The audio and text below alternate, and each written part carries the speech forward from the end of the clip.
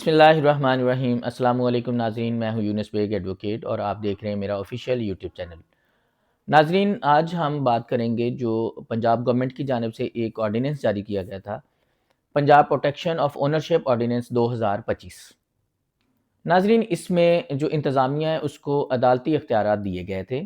جو بنیادی طور پر آئین جو ہے وہ صرف اور صرف عدالتوں کو ہی دیتا ہے۔ ناظرین، اس جو آرڈیننس جاری کیا گیا اس میں بہت ساری خامیاں تھیں اور یہ آئین اور قانون کے منافی تھا۔ اس لیے ناظرین، جسٹس عالیہ نیلم صاحبہ کا بھی اس پر فیصلہ آ چکا ہے اور جو انتظامیہ اس کو اس پر عمل درآمد سے روک دیا گیا ہے، اور اسی طرح جسٹس احمد ندیم ارشد صاحب کا فیصلہ بھی 18/12/2025 کو اس پر آ چکا ہے، جس میں اس بات کی وضاحت کی گئی ہے کہ جو ڈی آر سی ہے، یعنی کہ ڈسپیوٹ ریزولوشن کمیٹی جو ہے، اس کے پاس اس آرڈیننس کے تحت بہت ہی محدود اختیارات ہیں۔ یہ ایک پری جوڈیشری یعنی کہ قبل از عدالتی مصالحتی ادارہ ہے، حقائق معلوم کرنے والا ایک ادارہ ہے۔ اس کے پاس بہت سارے اختیارات نہیں ہیں، بہت محدود اختیارات ہیں۔ اس میں کسی کو بے دخل کرنے، قبضہ واپس دلانے یا بے دخل کرنے یا قبضہ دلانے کے کسی قسم کے کوئی اختیارات اس کے پاس نہیں ہیں۔ اس آرڈیننس کی دفعہ 16 اور 17 کے تحت ناظرین جو زبردستی نفاذ ہے، فیصلے کا کوئی زبردستی نفاذ کرنا ہے تو وہ صرف اور صرف اختیارات جو ہیں وہ اس آرڈیننس کی دفعہ 16 اور 17 کے تحت جو ایک ضلعی ٹریبونل ہے، ٹریبونل کے پاس اس کے اختیارات ہیں، اور جو ٹریبونل جو ہیں ابھی تک فعال نہیں ہوئے۔ اسی طریقے سے ناظرین جو اس آرڈیننس کی دفعہ 9 کے تحت جب ڈی آر سی کام کرتا ہے تو اس کو جو فیصلہ کرنا ہے یا جو کوئی عمل درآمد کروانا ہے تو اس کو تحریری طور پر اور معقول وجوہات پر مبنی جو ہیں اور فریقین کو سننے کے بعد ہی کیا جا سکتا ہے۔ اس آرڈیننس کی دفعہ 9 کے تحت ڈی آر سی جب کام کرتا ہے، جب اپنے اختیارات کا استعمال کرتا ہے تو اس کو جو عدالتوں کی جانب سے اسٹیٹس کو جاری ہو چکے ہیں، یعنی کہ حکم امتناعی جاری ہو چکے ہیں، اس کو بھی ملحوظ خاطر رکھنا ہوگا۔ ناظرین، اس آرڈیننس کی جو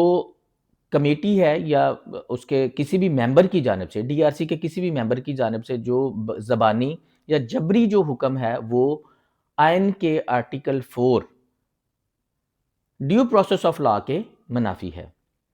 جسٹس عالیہ نیلم صاحبہ نے بھی اس کو آئین کے اور منافی قرار دیا ہے اور شہریوں کے جو حقوق ہیں اس پر شدید تحفظات کا اظہار کیا ہے۔ جسٹس عالیہ نیلم صاحبہ نے بھی انتظامیہ کو اس پہ